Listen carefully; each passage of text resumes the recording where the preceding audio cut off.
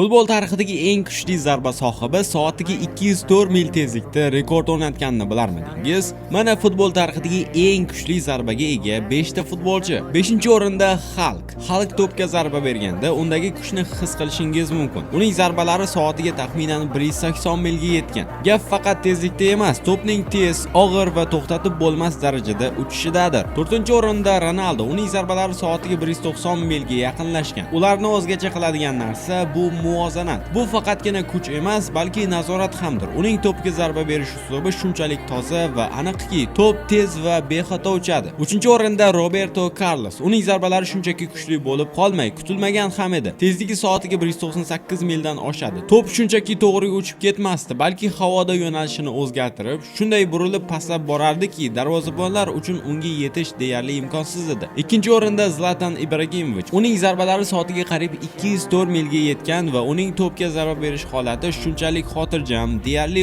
osondek ko'rinadi. Ammo uning ortidagi kuch aql bovar qilmas darajadaki, to'p uning oyog'idan go'yoki portlab chiqadi. 1-o'rinda esa Ronnie Heberson. U futboldagi eng tezkor zarba rekordi sohibidir. Bu jarima zarbasidan amalga oshirilgan, ammo bu yerda gap to'pning burilishi yoki aniq bir nuqtaga tushishida emasdi. Bu shunchaki sof kuch edi. Eng so'nggi sport yangiliklarini o'tkazib yubormaslik uchun BV Sport Telegram kanaliga obuna bo'ling.